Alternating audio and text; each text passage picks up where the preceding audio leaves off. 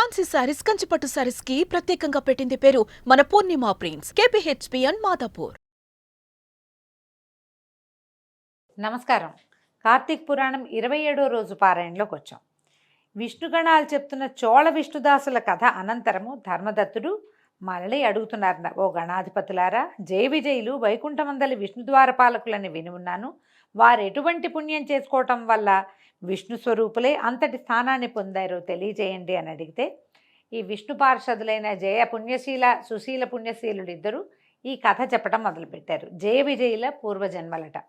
తృణబిందుని కూతురు దేవహూతి. ఆమె యందు కర్దమ ప్రజాపతి యొక్క దృక్స్ఖలనం జరగటం వల్ల ఇద్దరు కుమారులు కలిగారు. వాళ్లలో పెద్దవాడు జయుడు, రెండోవాడు విజయుడు. వాళ్ళిద్దరూ కూడా విష్ణుభక్తి పరాయణులుగానే ఉండేవారు. అనంతరము అష్టాక్షరి మంత్రాన్ని, ఉపనయనానంతరము ఆ అష్టాక్షరి మంత్రాన్ని జపించటం వల్ల వాళ్ళు విష్ణు సాక్షాత్కారాన్ని కూడా పొందారు. వేద విధులయ్యారు. యజ్ఞాలు చేయించడంలో ప్రజ్ఞ కలవారుగా ప్రసిద్ధి పొందారట. అందువలన మరుత్తుడనే రాజు వీళ్ళిద్దరి వద్దకి వచ్చి తన చేత యజ్ఞం చేయించవలసిందిగా కోరుకున్నాడు. అన్నదమ్ములిద్దరూ కలిసి వెళ్ళి ఒకడు బ్రహ్మ, మరొకరు యాజకులుగా ఉండి ఆ యజ్ఞాన్ని దిగ్విజయంగా నెరవేర్చారు. మరి సంతుష్టుడైన మరుత్తు వారికి అగణితమైన దక్షిణలు ఇచ్చాడు. ఆ సొమ్ముతోటి అన్నదమ్ములిద్దరూ ఎవరికి వాళ్ళుగా విష్ణు యజ్ఞాన్ని నిర్వర్తించాలని భావించారు. తదర్థంగా మరుత్తు ఇచ్చిన మహాదక్షిణని పంచుకోవటంలో ఇద్దరికీ తగాదాలు వచ్చాయి. ఇప్పటిదాకా అన్నీ బాగానే ఉన్నాయి. కలిసి పుట్టారు, కలిసి పెరిగారు, కలిసి చదువుకున్నారు, కలిసి పెద్ద పెద్ద యజ్ఞాలు చేయించారు. సొంతంగా నేను నాది అన్న భావన వచ్చేసరికి కొట్లాట వచ్చింది. ఇప్పుడు కూడా మన లోకంలో ఇలాంటివే జరుగుతాయి. ఆ నేను అనే, నా సంసారం, నా వ్యవహారం, నా వ్యాపారం లాంటి ఆలోచన వచ్చిందంటే గొడవలు మొదలవుతాయి. పూర్వకాలం నుంచి కూడా ఇది ఇలాగే ఉండింది. అయితే ఇద్దరికీ చెరిసగం అనేది జయుడి వాదన.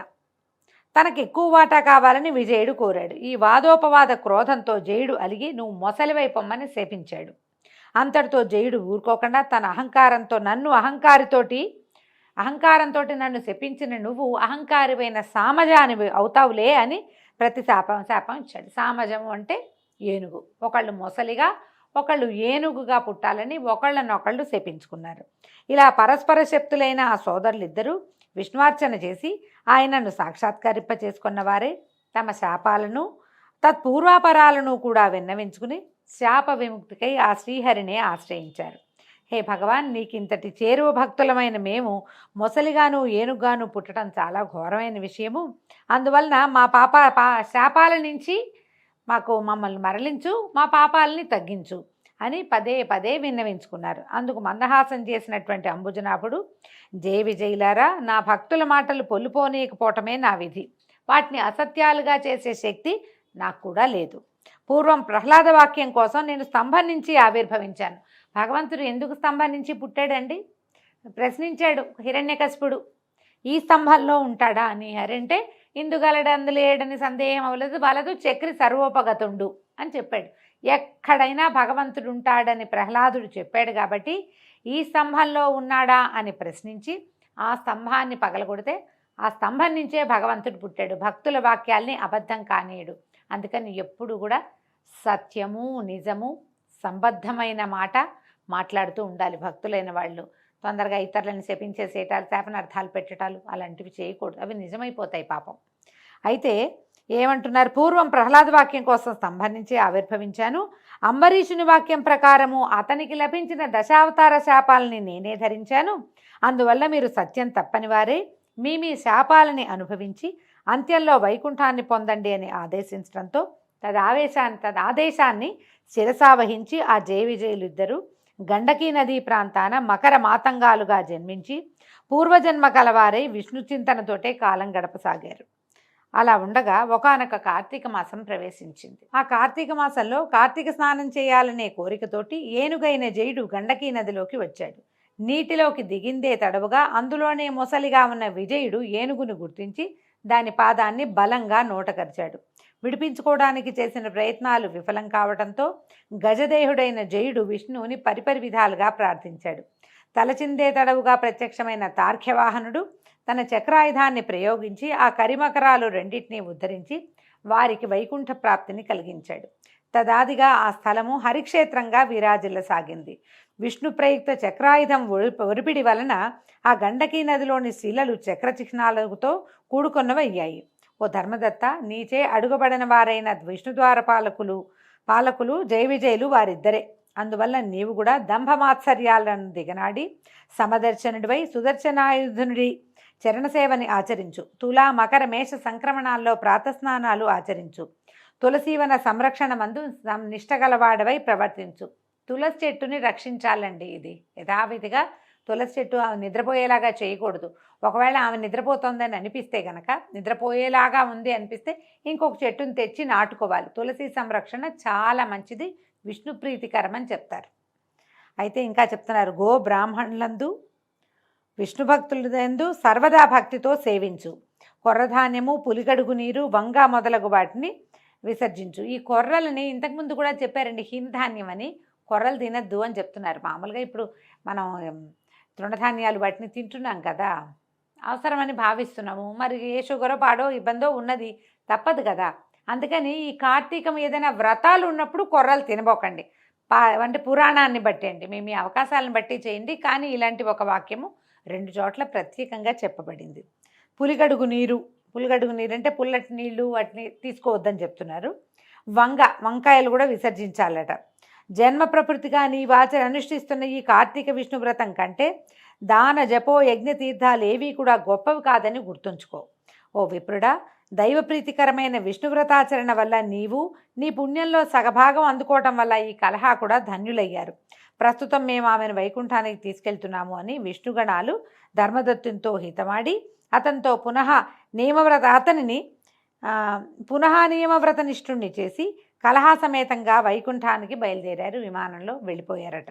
నారదుడు చెప్తున్నాడు, పృథురాజా, అతి పురాతనమైన ఈ పుణ్యేతిహాసాన్ని ఏ మానవుడైతే వింటున్నాడో, ఇతరులకు వినిపిస్తున్నాడో, వాడు శ్రీ మహావిష్ణువు యొక్క సంపూర్ణానుగ్రహానికి పాత్రుడై విష్ణు సాన్నిధ్యాన్ని పొందదగిన జ్ఞానాన్ని పొందుతున్నాడు.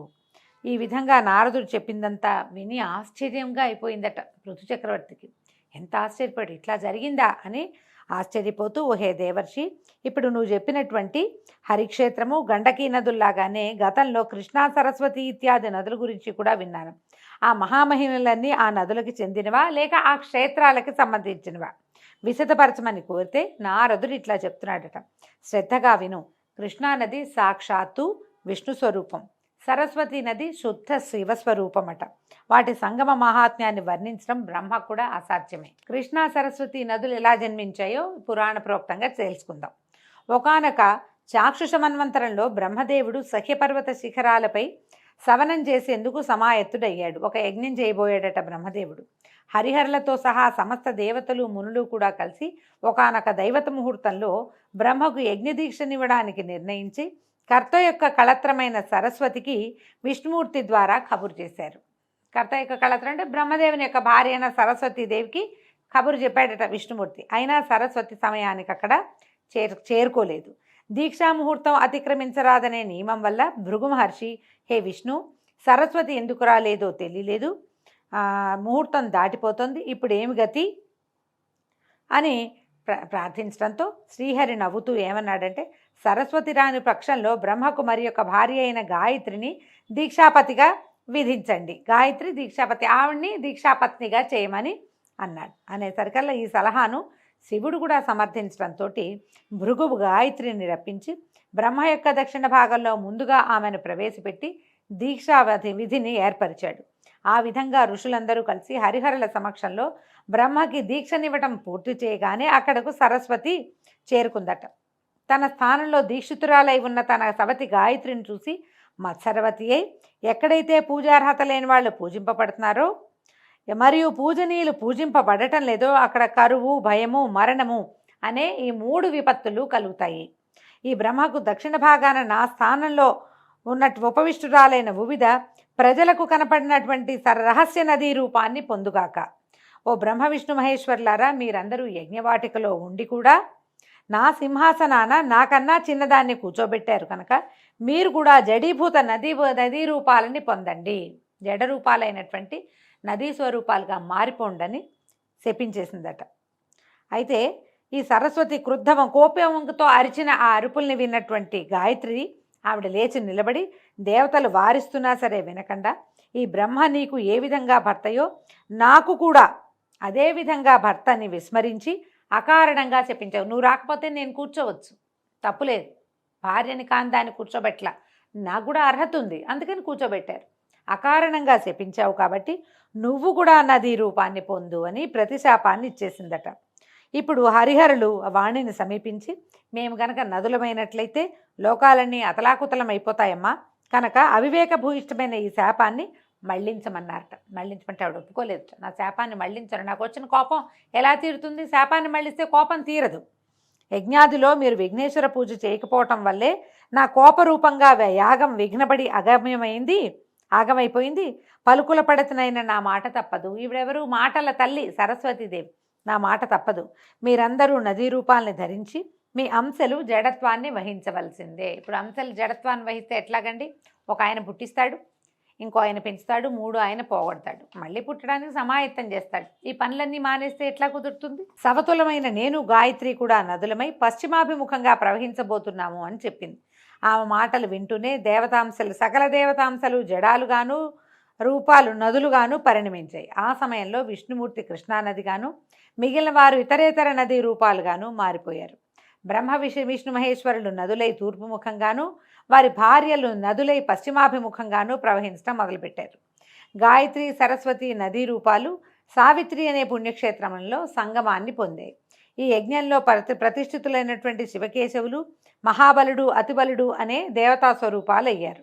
సర్వపాపహారిణి అయిన ఈ కృష్ణానది ప్రకర్షోత్పత్తిని భక్తితో చదివినా, వినినా, వినిపించినా కూడా వారి వంశమంతా కూడా నదీ దర్శన స్నాన పుణ్యఫలవంతమై తరించిపోతుంది. కృష్ణానది ఈ విధంగా పుట్టిందట. అందుకే కృష్ణ నల్లగా ఉంటుంది, విష్ణు స్వరూపం కాబట్టి ముదురు రంగులో ఉంటుంది. ఇది చెప్పినా కూడా సైన్స్ ఏం చెప్తుందండి?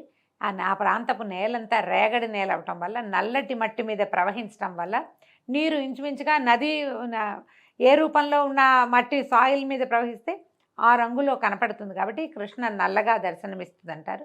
ఈ కృష్ణానది ఎట్లా నదిగా మారిందో తెలుసుకున్న దాన్ని చదివితే చాలా పుణ్యం లభిస్తుందట. నదిని చూసిన పుణ్యాన్ని మనం పొందుతాం. దీంతో 27వ రోజు పారాయణ పూర్తయిందండి. రేపు ఉదయం 28వ రోజు పారాయణలో మళ్ళీ కలుసుకుందాం. నమస్కారం.